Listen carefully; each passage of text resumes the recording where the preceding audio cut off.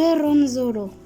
C'era una volta una donna che aspettava una bambina dalla finestra della loro piccola casa.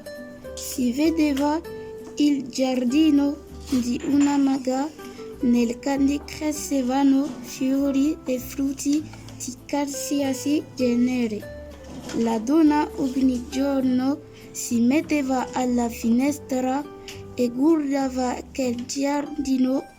Un bel giorno le venne voglia di assaggiare i rapenozoli che vi crescevano. Cercò di contenersi, ma la sua voglia era incontenibile. Suo marito non appena se ne accorse, poiché le voleva un gran bene. Si intrufolò di nascosto nel giardino della maga e portò via un bel masetto di raperonzoli. Il giorno dopo però la voglia non era passata, anzi era aumentata a dissimulare. Il marito di nuovo entrò nel giardino di soppiatto, ma non aveva ancora raccolto il primo raperonzolo che si trovò la maga dinanzi.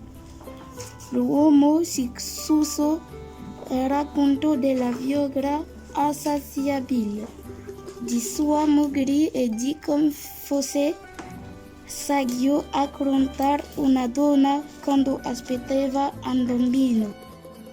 Sia dis la maga, prendi tutti i rapunzoli che vuoi dal mio giardino oggi e anche nei prossimi giorni, ma quando nascerà la vostra bambina la prendo io. Quando la moglie partorì, compare accanto a lei la maga che prese la bambina, decise di chiamarla Rapunzolo e la portò via. Rapunzolo divenne presto la bambina più bella del mondo e la maga, temendo che qualcuno potesse portarla via, la rinchiuse in una torre alta e senza scale né porte. C'era solo una finestrella sulla cima.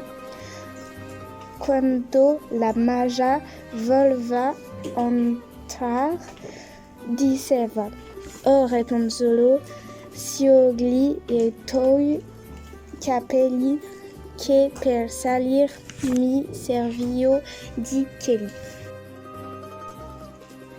La bambina scriveva la sua lingina treccia e la tregua si rompissava di la chela. Un grande passo di lì, un principe scesi in mano della ragazza.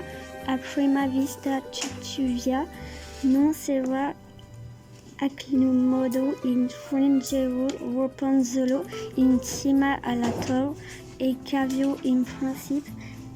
Ogni mattina se la sedia nel bosco e la trovò Rapunzolo. Un giorno vide la maga che si ricassava ai piedi della torre e disse a Rapunzolo: "Sciogli i tuoi capelli che per salire mi servirò di quella frase."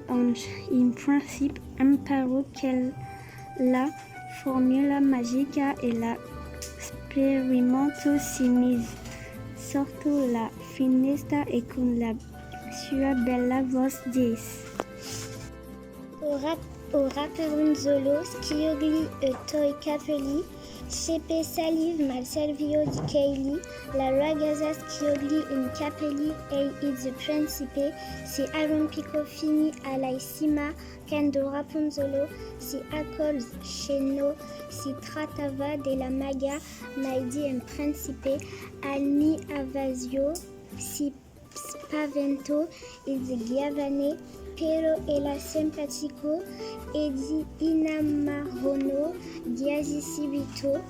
Il giovane aveva agnigono e trovava la ragazza alla toi insieme, vivano felici. Giorno però la mangia si accorse dell'intruso, infatti si era appena arrampicata sui capelli di Rapunzel, che la fanciulla le dise Mamma mia comme c'est présente. Et le principe est tantôt puis légero, dit voyer.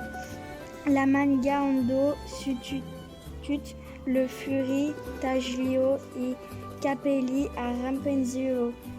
Poi la portò nel mezzo di un deserto dove la ragazza si trovò a vivere smerenzata.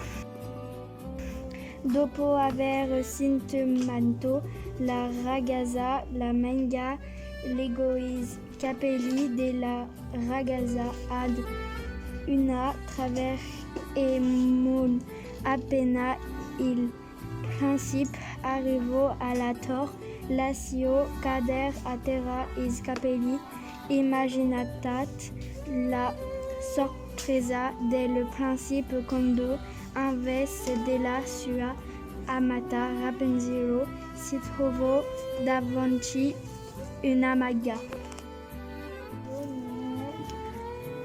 Che più per copertura adesso vive in miseria, il principe s'entendant pour les paroles si désespérées à tal punto che si buttò della torre e diventò cieco, così depresse a girovagare per il mondo senza sapere dove stava andando.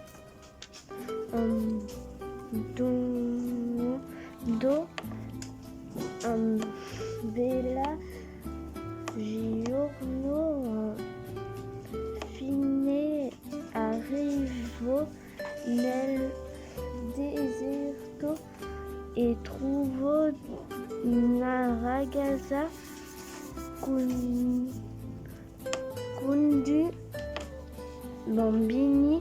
Riconobbe la sua voce era Rapunzel, il principe le salto al collo ed entrambi comuni chiarono a spingere di gioia. Le quatrième di Rapunzel bagnado ogni aussi del principe gli fecero